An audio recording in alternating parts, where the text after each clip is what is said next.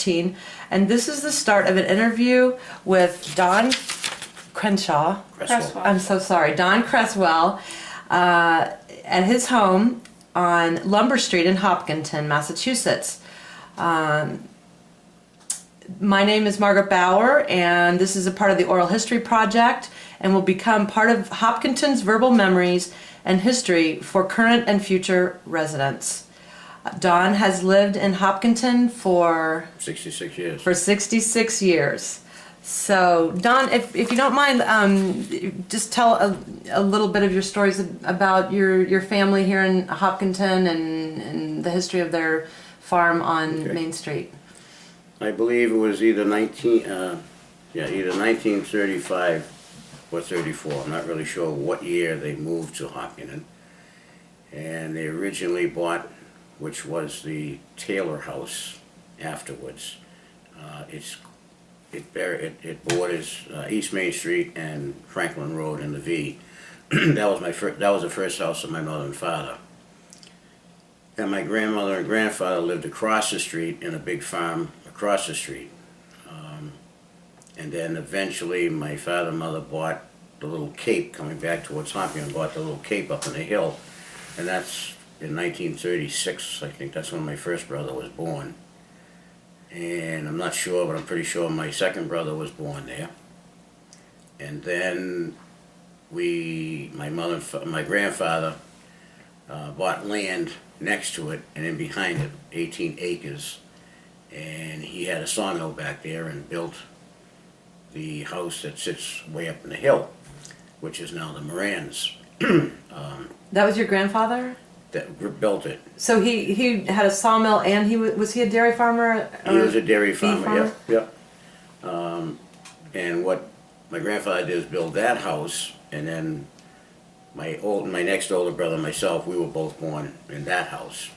And then after that house was built, then my grandfather built the farmhouse, which all those properties except for Jane Moran, all those properties now belong to Western Nurseries in some sort, whether it's personal or some of the Wayne owns some, I think. Did Weston buy them up one by one? One by one. And then they just got bigger? As people grew older, etc., they became available, so the nursery just bought them. Okay. And they still own them all now. So are those across the street from and a little bit Back closer to towards town to where Hopkins. Legacy Yep. Farms is? Yep. Okay. Yep. There's like 6 houses in there. Oh, and then I forgot the one between. There's a house now, a little red house that's between the cape that's up in the hill and our farmhouse. There's another house in there. My father built that house after he moved out of the house way up in the hill, the ranch way up in the hill. So like 6 houses in there that we all grew up in. But what do they use those houses for now? Does Weston use them for anything? Rent them. They rent do? them. Yeah. To just people that live there? Yeah. Some of them, it used to be they rented to the workers. Some workers still rent. I know there's a couple of workers that work for the garden center. They actually live in the farmhouse where I grew up pretty much. And in a little red house, there are more renters in there.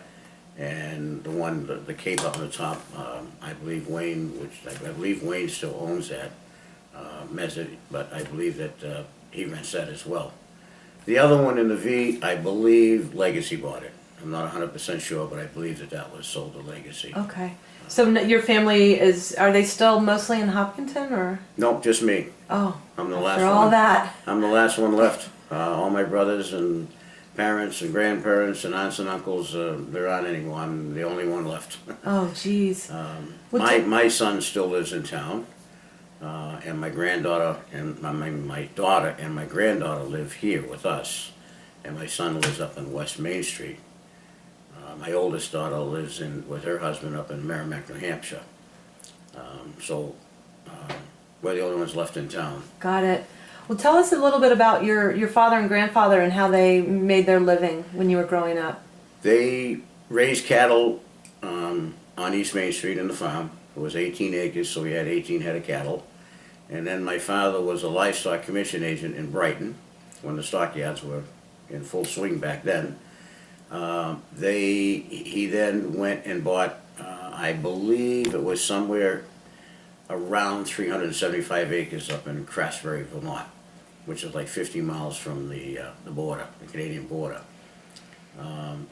He would put 300 plus cattle to graze for the summer. My oldest two brothers, my grandmother and grandfather, would go up and spend the summer up there, watching the cattle and make sure everything was all right. And then my other grandmother and grandfather used to take my next older brother and myself, and we had a cottage over in Woody Island. So we never really, he and I never really got into the, shall we say, the cattle part of it. And in the fall, my father would ship all the cattle, except for 18 head, which came to East Main Street Farm. The rest went into Brighton for sale. Straight from Vermont, he Straight would from take Vermont. They them were trucked right the stockyards? into the stockyards, yep. and every year he'd sell 200. Every year, yeah, because that's what he did for a living. He bought and sold cows, so he would bring his own in as well and sell them, as well as if you had a farm in town here, you would bring your cattle in, and most likely my father would have sold it to a lot of the farms that were in Holliston, Medway, Millis, you know, all the farms around, which this whole area really was a lot of farmland. Terry's. Was it mostly dairy farm, or was it? Dairy and beef, both, yeah, dairy and beef. But a lot of Probably cattle. more beef, you know, yeah. It must have changed so much in the lifetime that since when you were a child, just the look of. It started turning, probably started turning in the 60s. It started turning where people, cattle, dairy farming wasn't as prosperous as it used to be. Cost of fuel was starting to go, everything was coming into the play. So a lot of people just, and they were getting old. The Rafteries, for instance, they had a big farm down there, the same thing, and they just got too old and couldn't handle it. They didn't have any sons to take the business over, as were a lot of the farmers in this town and towns around didn't have sons to take over, and those that did have them didn't want any part of it. It was, you know, it was a lot of work, a lot of work in dairy farming. For not much money, I imagine. Not much money, no. I mean, the cow, I'm not really sure how much a cow would sell for, or a calf, but it wasn't a prosperous thing, you know, because you still had to get the hay. You had to get it from somewhere, whether you bought it or if you were able to have a field that you could cut it, but you still had to, it wouldn't last you the whole winter. And you had to transport them and the gas and all You that. gotta transport them in there as well. So most people just kept, you know, as it wound down, shall we say, just what they needed for their own livelihood. Like I say, we had 18 milkers that my grandfather would go out in the morning and milk them, put them out to pasture, and 3:30ish, he would start calling them, and they might be all the way back down in the back of the field. And they would come because they knew it was time to be milked and time to be fed. So they would all come up one by one and go in, and he'd put them in the stanchions and milk them, and they would stay there for, you know, for the night, feed them obviously, and they'd stay there for the night. But there was a lot of things back in those days, because behind our farm, in the very end, was the train tracks. And the train used to, I'm pretty sure it came out of Boston, would come down the property line in the back and go underneath the Hopkinton Hill, which heads up to Hopkinton by Wilson Street, and it would circle around through the back, and then it would end up to where Hopkinton Lumber is now, but it was called the grain store back in those days, and they would bring the grain. On the train? On the train, and stop at the tracks were right at the grain store. Right to your backyard? Yep, and, well, no, they bring them up there, and then we'd to the have to grain go up with a store. truck I got and you. pick them, but they would drop off, and then from there, they would continue to Connecticut, Western Connecticut, and out that way, and, you know, make the loop, I guess, and come back again, I'm not really sure. Things have really changed since you were a Yeah, child then. How is Main Street? I mean, it's just... Main Street was, you know, somewhat like it was. The only difference is, instead of having parallel parking, they were angle parking back in those days. And then I used to ride the bike, my bike. I had a paper route as a kid, so I would ride up to, which is now Bill's Pizza, which used to be Brown and Smith back in that day. What was that? It was a little variety store, what do we call it, like a Like five and dime? five and dime candy, and a bar where you could get your ice cream and milkshakes, etc., and newspapers. Like a soda shop? A soda shop, soda fountain type thing. So I would get my papers and put them in my bag, and I'd pedal back down to Hopkinton Hill and deliver all my papers every day. And Stop for your candy. yeah, well, that was a thing, you know, I mean, people, I think, if I remember right, after doing it for a week, I would get a 10-cent tip from each house, you know, give or take 5 cents, 10 cents, maybe 15 cents. And in the summertime, I used to, I'd ride my bike from East Hopkinton and go through the center of town, come down to Lumber Street, ride up Lumber Street, and then ride across 490, which is now 495, Oh. which was Haywood Street. And you could go from Lumber Street to Haywood Street and then down to Lakeshore Drive and up to Woody Island, up that way. It's a nice bike ride. Yeah, it was. And Yeah. 495 didn't exist. Not until, I want to say, I'm not even sure, I think it was in the service, so it was probably in the late 60s. That must have really changed things. It did. It's one of the things that was good at the time, but bad now. In what way? Well, it ruined the farm town community and made it to, you know, more high-tech people, which at the time made a lot of sense, but it's like everything else. Every time you make a major change in the town, it brings more people, and more people mean more houses and bigger houses, Yeah. and that, you know, that type of thing. And slowly the farms just started winding down, as did Terry's. Joe Colella had his down in there. Now, you know, it's a development in there. Did he have a farm? Was it on Main Street? It was down Hayden Rose Street. Oh. Yeah, it was across from the His family or his? His family. I didn't know that. What's it? Waterfresh? Is that what they call it? Waterfresh? Oh, yes. Across from Waterfresh? Yeah, across from Waterfresh. Down past the high school. Yeah, which is Teresa Road, Nicholas Road. Yep. All those streets. That was all farm. Charlesview Estates. Yeah, Charlesview Estates. That was all farmland when I was a kid, I'm saying. As is Terry's, the same way. I think it's the only, we just got into this conversation the other day, I believe that Terry's is the only farm left in this town that still has a silo. Which is the Culture Arts has leased or rented the property, and the silo is still on the side of the barn. I don't know what the condition is, it's been years since I've been there, but I believe it's the only farm in town that still has a silo. And back when you were a child, was everybody, all your friends, were they all farmers, or did they? What Pretty did much, they do? yeah. It was kind of funny because as a kid, I grew up in East Hopkinton, so my friends were all East Hopkinton, and I really didn't know anybody once you got to the center. I had some friends going through school that lived out in Woodville, but we never really associated because we were on the other side of town. It's too far to ride your bike. Yeah, as Woodville, they were on the other side of town. So did you go to grade school and high school in Hopkinton? I started grade school at 1 Ash Street. No, I'm sorry. I started grade school in the center school. But next to it, where 1 Ash Street is, Yep. that was our gym. And inside that had a basketball court. So that's where we used to go for recess, from center school over to there. And then from there, I went to, which one did I go to then? I can't even remember, so long ago. It might have been Junior Elmwood. high or? Well, junior high and high school were a combination, which is now the middle school. So when I went to school, that school had been built like in '55. The old school, where my brothers all graduated, except for my next older, my other two brothers graduated from the school on Main Street, up across from Summer Street. That was the school at that time. But I went to the old middle school, which was called the high school, but it had 7 through 12 when I was there. All 6 years were in that school. And that was it. And that was it. That was it. Yeah.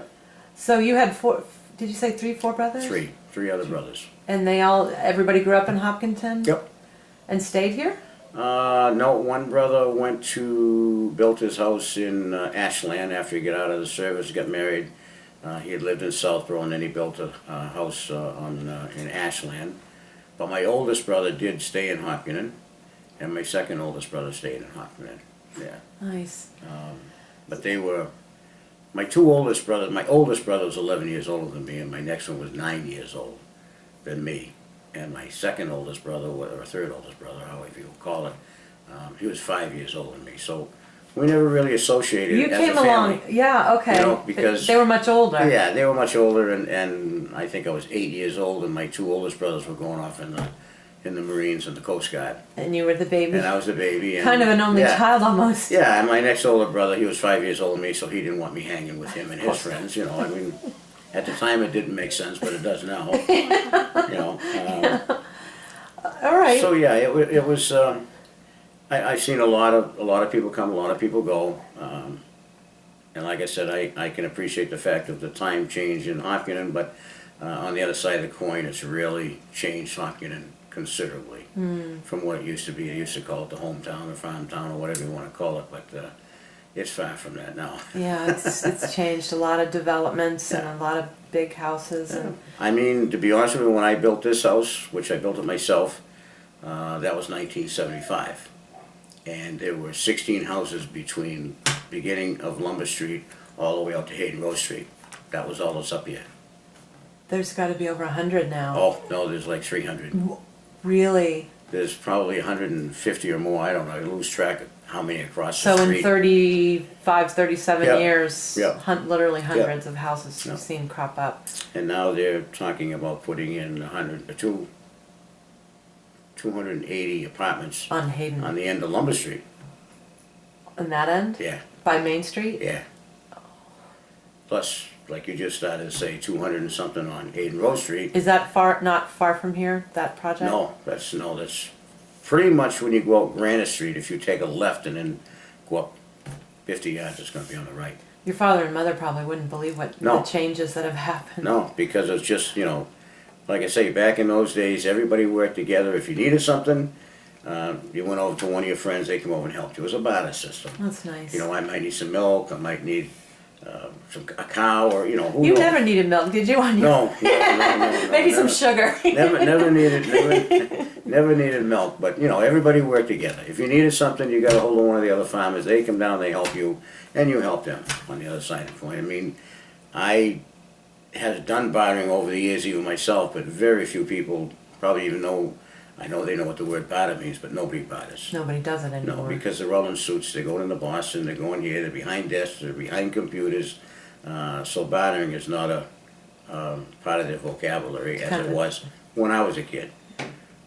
As a kid, you know, you did what you had to do to make money. So how did I make money? I went out in the pasture with bushel baskets, and I take the cow flaps, what we call, or the buffalo chips, whatever you want to call them, pies. and I'd pick them up and fill the apple baskets, and I would take them around to the neighbors and sell them for 10, I think it was 25 cents a bushel, and they put it in the garden, Oh, for fertilizer. fertilizer. Good for you. So that's how I made my money as a kid, between that and delivering papers. And you got exercise at the same Yeah, time. yeah. I don't know how you feel about that as far as times changing, the difference in, you probably spent most of your free time, all your daylight hours outside, on your bike, doing your paper On the route. bike, yep. Now things have changed. No, when I was 12 years old, there's a house which now Roger Mezet owns, which was the Flannery homestead when I was a kid, and they had 17 kids, and that's where I spent my time. I basically pretty much lived there with them. They didn't notice that you were one of them. No, their mother and father, they go out once a week and spend the money down to what used to be Whitney Beef in Ashland, where Fafford's area is up in I think it's Yeah. Elliott Street. And she would make everything. She would bake, cook everything, and it would go on the table, and if you wanted to eat, you sat down and ate, and the next ones would come in. If you didn't, then she'd clean up, and that was it. She must have fed 20 people 3 times a day. She was, yeah, there was always food there, all the time. It was all homemade. And when Dave Flannery and myself, which we pretty much grew up together because we're the same age, we started working for Western Nurseries when we were 12 years Oh, old. did you really? And we were taking the buds off the rhododendrons. Because after the flowers are gone, you let them go for a while and then you break off the old flowers and it makes a better growth for the tree on the following year. They grow each way. 1 year is just basically tree grows and leaves, and then the next year it flowers. That's why if you're looking at rhodies and that, you'll find that not every year are they loaded with flowers, because it takes every So every you other break year. that bud off and You it'll. break the old, where the flower was, you just, let it kind of age a little bit, and they just snap right off. Never knew that. Yep, and then the next year, the growth will go to the tree, and to a point that you have to actually start trimming the tree, because they grow too They crazy. do. They do. And then the following year, the next year, then you'll get flowers. See, like mine out here now, this year, or ours, I should say, they're gonna be flowers, there's gonna be a lot of flowers this year. Next year, there won't be as many. How long did you work at Weston? Oh, I worked right through there, right through high school, till I graduated. Well, maybe my 11th year, maybe my junior year. Yeah, I think it was probably my junior year. So you probably learned a lot from that. Yeah, because it was a, back in those days, I mean, they would have, you'd start with just a seed. So you'd have to put them in the pots, and, and then get all your flats and put them in the greenhouses. And then after a period of time, I don't know if it was a month or two, they would start getting Germinate. too big for the pot. So you'd have to bring them all back out, take them out of those pots, put them in a bigger pot, put them in the next greenhouse, and then come spring, we would take them out and put them in the beds, what they call beds. They were just long, and you'd put them in the beds, and then eventually, when they got too big for that, they get transported to the fields to grow as shrubs or trees, whatever the case may be. They grew them from seed. They grew them right from scratch, everything, and Wow. Peter Mezzett had, what's the word I'm looking for when you combine two plants together? Hybrids? Well, there's another word that they use when you take two and put them together. So it was called the PJM Rhodey, Peter J. Mezzett Rhodey. Oh, really? It was named after So him? if you go down to the garden center, for instance, and say you want a rhododendron, you say, I want a PJM, not germinate, but they like put them together and then wrap Yeah, them my until they husband got would that bush made, and that's how it got the name PJM. A lot of people may not even know what PJM means, but it means Peter J. Mezzett, which was the grandfather. I didn't know that. Because the father and the grandfather, they started the business back in, I guess, the early 50s, maybe even the late 40s. And they sold their property in Weston because the state bought it that's where the Mass Toll Road is, the Toll booth. toll booths in Yeah. there. That used to be Weston Nurseries. Really? And then they moved up here in 1955 and started buying. And before they started selling to Legacy, I think they were up to like 999 acres, scattered, all in that area, but scattered all around. Piecemeal here and there. And now I think they're down to like 200 plus, and they kept just the hill going up to the business and down the hill down in the bottom, which used to be a cranberry bog back in. Did it really? Yeah. How did your family feel about selling the land to? They weren't alive. No. Oh, so they had already sold all the houses? This is, I think the last house that we sold, which was my grandmother's house actually, would have been back in, probably, they bought it in, I'm gonna say, the 70s.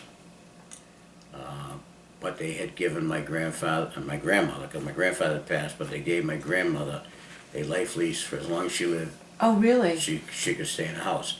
So when she passed away, then the house then became property of the Western Nurseries. And then Roger bought it from the nursery, and now he bought the Flannery homestead, and now he rents out the farm, the original farmhouse, to a couple of workers that work at the garden center. So what was their thought? Do you know what Weston was thinking at the time? Were they thinking to buy these houses so that they could have their workers live there? Or Yes, was that's that exactly what they did. They had built a dormitory up on Wilson Street for the Puerto Ricans that they used to bring up about 40 plus Puerto Ricans every year. They'd fly them up early in the spring, very early, and they'd stay all summer. They worked 7 days a week, 12, 14 hours a day. And then in Thanksgiving type era, they would fly them back to Puerto Rico, which they would be millionaires back there because they make good money up here compared to Puerto Rico. Wow. And in the last probably 10, 15 years, they were combining not only Puerto Ricans but Mexicans. So they had a combination of both. And then they went back to the original dorm that they had right up in the hill where the office is. And they ended up finally selling this to Smock. which they have, that's where the girls, et cetera, that they're in there for 6 months at a time to dry out or whatever you want to call it, get back into life the way they should be. And so Smart bought that, Oh, which okay. they now own it. Well, so was Weston expanded at, They just kept expanding. was that during the 80s, Oh no, that they bought that back in probably the 60s. 60s, 70s? Yeah. And yeah. then, and now they're kind of contracting again? Yeah, all they have is just right in, as you're going down East Main Street, where the offices are all up on the hill up there and down in the front to the road, and the garden center. Do you think it's because their business has gotten smaller? Yeah, or- it's just, they were always a family farm, just like everybody else, but then they went into become a business. And it just, the people weren't buying to support it as much. So they just felt that it was cheaper to buy. They could sub out and call someone and say, I need 50 of these trees, I need 60 of those shrubs, and it would be cheaper to have them bring them down than for them to take care of them, because they would have to, It takes up a lot of space. well, yeah, and they'd have to pay people all winter long to start planning for the next year. So they, in that area, they'd have probably 10 people, 10, usually women, a couple of guys, but mostly women. And they were, a lot of them were Lafayans, because that's what the Vedders were, they're Lafayans, so they used to have a lot of their family or some family and a lot of friends, and they would work the winter. And the mechanic I think there was at least 2 mechanics that would work all year long, but in the wintertime, they would just go from truck to truck. They'd take this one and go through it completely and put it out back, and then bring the next one in, and so that in the spring, they were all ready to go again. That's what most farmers do, really, Yeah, work on the yeah. equipment in the wintertime, Right, I but think. back in those days, we're talking trucks that were in the 40s and 50s. They weren't new by any means. They were old. They were 20 plus years old. And, they'd fix them during the summertime, but in the wintertime, they concentrated on getting each truck one by one until they were all back up to where they should be for the spring, hopefully for the spring. Yeah, interesting. Well, Yeah. that whole thing has changed, Yeah. hasn't it? It has, yeah, it's sad, like I said, because I was able to grow up in a few people that are still left in town, have gone through the same thing, enjoyed the same thing, and lived through the same thing. But, I'm probably 90% of the people in this town now have no idea that they're sitting on where cows used to graze. That's why I think this project is important. Yeah. Just for people even involved in the project don't know Right. the history that you know, Right. and that other people in your generation Yeah. know. And I think it's important to keep the stories alive so that that we can all Right. hear. Yeah. I didn't know the history of Weston Nurseries, and I think it's a really good story. It is, as a kid, growing up, and until, whenever Legacy bought 5 years ago, whenever it was, I said it would never happen. That land would never go, it would stay nursery forever, till the day I die. And guess what? It's not around anymore. Look at it now. Yeah, it's just, the economy just, went very sour. Yeah. So they just, they had no choice. I don't blame them. I don't blame them a bit, It'd be a great small time story is a Dr. Joe story.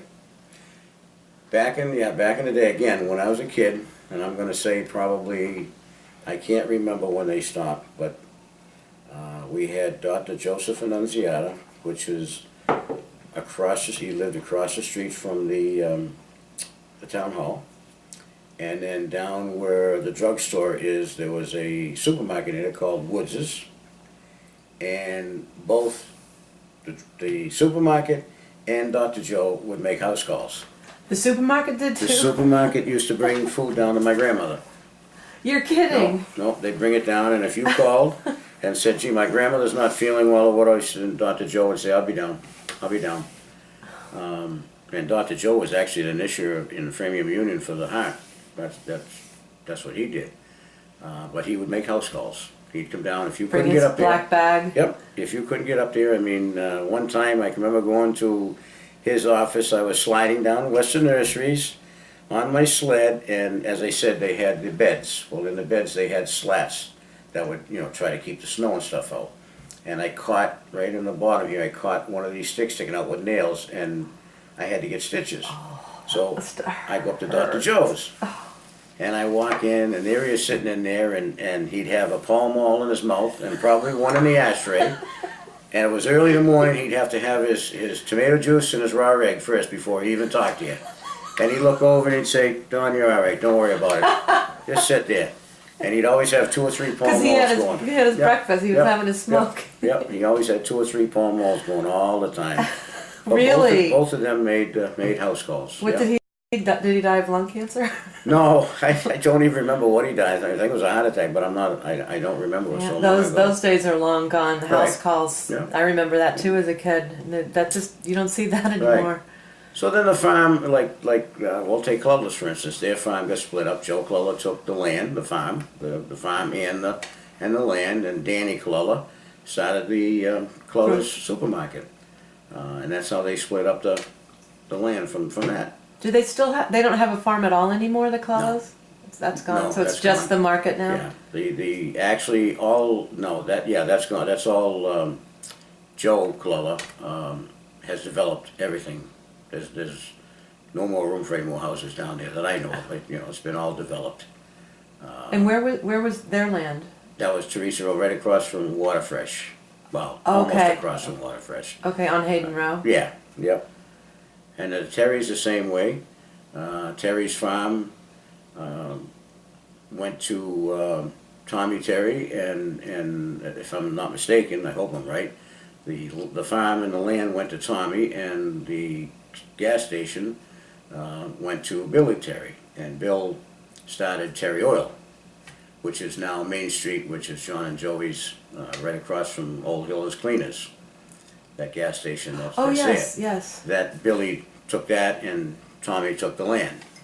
And at the time, you think about, why would I want land? I mean, that was crazy, but it turned out that the land was worth a lot more than the Gas station. than Clullers or the gas station. But that was hindsight. Who would ever known that what was going to transpire?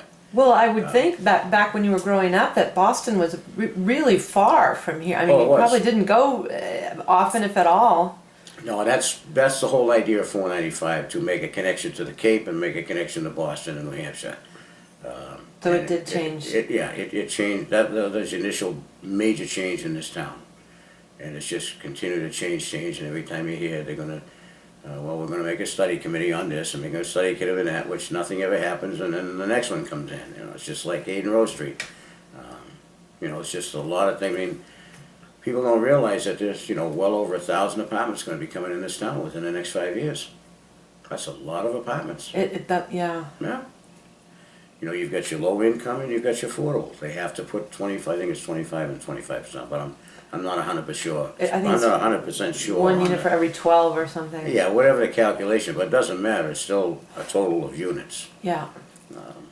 Yeah. Well, this has become a bedroom community for Boston and for Right. commuters. Oh, absolutely. It's absolutely Yeah. commutable at this Yeah. point. Some people that I talked to, I think somebody originally that bought up here somewhere said that he lived in, I think, Waltham or something. He said he could get it from here. He could get into Boston faster from here than he could from Waltham. I know that's a fact because I work in Waltham. Right. It takes- So he said, it is a bad it's commute. less time. Yeah. So that's why they moved out here and bought out here. So you've really seen things change. I would say Major changes. your grandparents yeah. probably Yeah. wouldn't even know They what. wouldn't have any idea. They'd be totally surprised. It is a little bit sad. Is there anything you can think of that's changed for the better, or is it hard to find something? Hard to find something if you want to know the truth. I don't like to be an optimist and say everything's bad. No, not everything is bad. I think a lot of it was good. I only wish that they'd put a little better control. Like Upton, for instance, I believe that their house lots are like 2 acres. So had they started to do that in Hopkinton, it wouldn't be as bad. Yeah. Yeah. But the people just, they don't realize with 1,100, 1,000 plus apartments coming in with the extra roads, that's going to constitute more police, more fire, more highway, more everything. They're not taking School this in. costs, School, all of it. all of that's going to come in. It's going to happen. Yeah. You You're know, right. it's like down here, there's 55 and above condos. no children, but that changed too. There's a percentage in there that can have children. Are those the new ones that are Those right are- across the those are street new down ones. a little Yeah, bit? those are the new ones. And I have no problem with anybody wanting to build a house. That's fine. And I don't have a problem with anybody that is in an apartment that has kids, but somebody has to start stepping up to the plate. And I mean, I keep saying there's nothing left in this town to buy as far as land, but yet it keeps popping up. And there's still another area on Hayden Road Street that's got land, which eventually Will be will sold be gone. and Yeah. developed, Yeah. probably. Yeah. Yep. Because And- it becomes more valuable as more people Yeah. live here and it becomes more commutable. It's- People want to it's- move yeah. further out. They don't want to. Right, and it's just, and the other thing the town does, which, unfortunately, I don't believe in, but, it's like the Terry property, for instance. I think it was 105 acres when they bought that for 1.7 million. And they're only able to build 1.1 schools on that whole piece of property. That's all wet, How many acres? 105, or 107, it was either 105 or 107, I forget. But they paid 1.7 million. And it just sits vacant. That was Pine, Sand and Stone, they paid 7.6 million for, I forget how many, 240, 260 acres. Had all kinds of possibilities, we're gonna build this, we're gonna build that. And the only thing they've got down here is 2 outclassed fields that this town doesn't need. They're college pro AstroTurf fields. They're for colleges, not for town. And they built 2 of them. And what do they use They're for now? AstroTurf, soccer, football, whatever. Yeah, Not really well thought out. nothing else has been done down there, and it's been going into 8 years now. There's a lot of different properties around, and all of this property, people are thinking, well, gee, that's great, it's preserved. You're absolutely right, it's preserved, and they're not gonna be able to do anything with it. Problem is, it's out of the tax bracket. The town doesn't pay taxes on it. So if they lost $10,000 a year or $100,000 a year, guess who's gotta pick up the slack? Taxpayer. We do. Yeah, all of us. And how much, when did the town become real estate agents? And this started years ago. And there's been a lot of times where, and I know some people that had maybe a half acre, maybe an acre, they're old, it's no good to them, it's wet, whatever, so they donate it. I understand that. Yeah. People like that need to get it out. But when you start paying big money for this land, and it sits and sits and sits, I don't know, Yeah, I understand. I understand what you're saying. Do you want to talk about your gazebo? Oh yeah, I forgot about that. Back in 1990, I believe it was either 1991, a gentleman by the name of Ernie Fecto, which was the president of Framingham Trust Company, which used to be down where, what's the name of the bank now? Next to the police station. Sovereign Bank. Sovereign Bank. Yeah. That used to be the Framingham Trust Company when I was younger. And he was the president. And back when the guys got out of the war, World War II, they decided that I don't even know how much it was, but they all got a stipend fee or whatever you want to call it. And instead of spending it, they got a hold of Ernie and they threw it in the bank. And it sat. There used to be a bandstand on the Common back years and years ago. I tell you the truth, I don't even remember it. A different one? Oh yeah, this was right on the corner, in the front quarter. So in 1990 or 91, this money had been in the bank for years and years and years, so Ernie Fecto started checking to see if, he could get a gazebo built. And he kept getting opposition, and time went on, and then Keith Tech was involved, and they said, we'll build it for you. And then they got really busy, and they said, we can't do it now. So Ernie approached me and asked me, would I be interested in donating my time to build a gazebo? So at the time I thought, geez, that'd be great. I could have something up there and have a plaque up there that, I built it so my grandkids, etc., people would, would see it. Sure. So we got tied up with the Historical District Commission How ironic. for about 6 months. Because everybody that lives around the Common, it's in the Historical District. And they didn't want this, they didn't want that. It just went on and on. So finally, a gentleman that lives up there is an architect. And Ernie and I had come out of the meeting one night and he followed me out. He said, Don, he said, how about if I draw the plans for it? So, you know, I looked at Ernie looked at me and thought, well, if it's gonna fly, he lives right there, so, and he's an architect, so let's go for it. And, you know, there was a little bit of a thing because I wanted to build a bulkhead and they didn't want a bulkhead, one of those Bilko bulkheads. They did not want that at that point. So we agreed to put a flat diamond plate bulkhead. And I proceeded to start building it. And it was like a 20-foot diameter, 8-sided, with a full basement. And all the chairs and Bose had donated all of the sound system Nice. equipment. I had an electrician come in and he did the electrical. Ernie basically paid for all the materials. And I just went from sub to sub trying to get people to come in and donate their time to do this. So it got built. And it sat for years, and it was basically the responsibility, I believe, of the Parks and Rec, and they didn't have time. Things started deteriorating a little bit of it, so after 19 years, they decided it was time to tear it down. And because they wanted to make it handicap accessible, because it had stairs going up to it. But the architect, myself, everybody tried to tell them that it's not a town building. Therefore, it does not have to be ADA for handicap. But I got overruled. They went to the veterans and asked the veterans, and you know, now these veterans they're in their 70s and 80s, and they probably thought, well, this is a great idea. If I ever want to go up, I don't have to walk up. It's right on the ground now. So they tore it down after 19 years. They tore it down. Yeah, and they actually called me and asked me if I'd help them, and I said, you people must be on drugs. No, no, I'm not going over there. I mean, it almost cost me my business to do this. And you you're asking me to go tear it down? No. And you donated your time. It's not going to happen. I spent days and hours of nights. After my own business, I'd go up there and I'd spend hours up there what a working. shame. All because it wasn't handicap accessible? Yep. Yep. Could there be a compromise, maybe a ramp built or something, or was it not possible? They could have put one of those units that can be outside. Sure. The major problem they had is who's going to be in charge of the key, how are we going to get the key to them, and are they going to bring the key back? So for a 79-cent key, they tore down something that took you. Took me weeks. I had. Well, it sounds like months with the planning process. Well, it was and months. It really, well, even building it was 6 months before I could even start.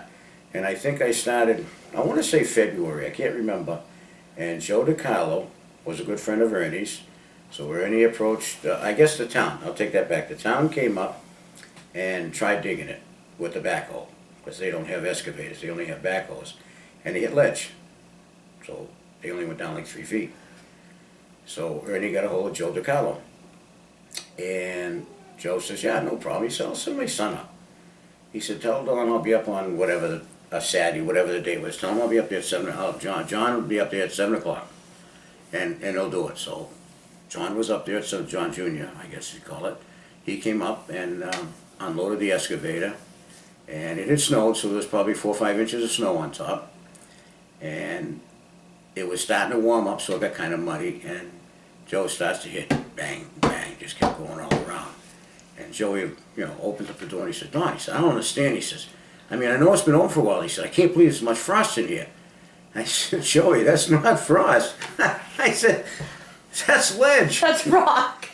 He worked from 7 o'clock in the morning until 7 o'clock that night before he got that hole dug. He said, I'm not leaving until it's done. Oh my God. I am not leaving until this is done. And he had a gigunda of, it was rotten, thank God. Yeah. But he just kept having to work and move over there, work on it. Just kept shame. going around and finally got it dug. And then thank God for Labor's Training Center, because the town had a suit against them at the time. They came up and donated all the labor and all the materials for the block work to do the block work, to bring it, to build it. And then afterwards, Ernie bought all the granite from, I believe it came from Hopkinton. I was told it came from Hopkinton. Hopkinton stone. And I had, the granite was 7.5 feet long, angled, 5 feet high, and about 2 3/4, 3 inches thick. And we lined the whole Have you ever seen a That's a picture? lot of of it? work. Have you ever seen it? I don't think I've seen a picture I'll of show it to you that. if you got a minute. Yeah, I do. I'll grab it. Yeah, bring it down. Yep. I'll just turn this on. Actually, the easiest thing I can show you is this. I have pictures, I have everything, which I'll probably end up giving to the library, Okay. just so they, just Or is so there a they better have it. place to donate old pictures? I don't know if there's a better place than the library. The Women's Club made these. Oh, that's beautiful. That was his gazebo. Here, we should get a picture. If I could, where's the roof? I don't want to cover the roof. Here, take Oh, that's beautiful. Oh, it's so beautiful. And that was right in the town common? Right where the one is now, Right. right on top of it. I, They tore it down and they dug down, and I had poured concrete on the floor because, like I said, it's a full basement. They could not break it because it was like a foot thick. So they left it and filled it in, and this is all the grade level. and who made these blankets? The Women's Club, I The believe, Women's if I remember Club? right, the Women's Those Club. are beautiful.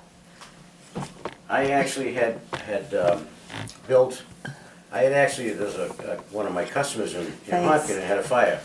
Yep. And for my, I had to rehab the whole upstairs of his house because it just melted everything. The heat was so intense. And for my birthday in January, he and his wife and the kids gave me this. Oh, it's a great gift. It's beautiful. It's really beautiful. I was sick when they took it down.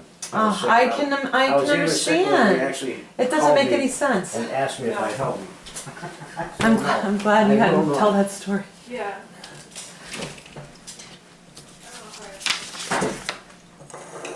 At the time they had, at the time I was building it, basically I was doing the roof actually.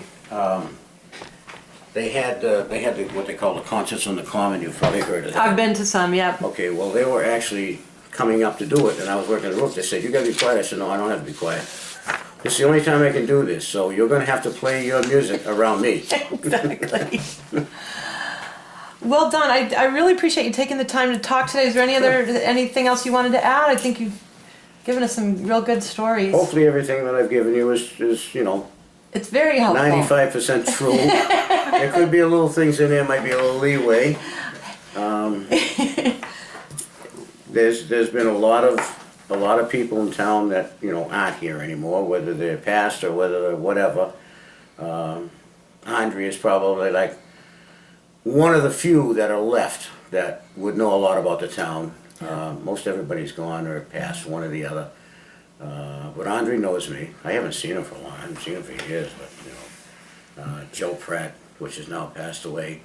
Mary was a selectman. I know of her. He's, the two of them have Mary still has a ton of information in this town. Yeah. Okay. Some of the people took it to their grave. They wouldn't share the wealth.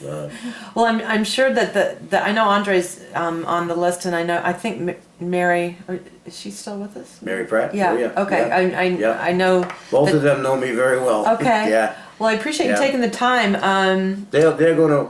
The good thing about what you're doing is you're quadrang off.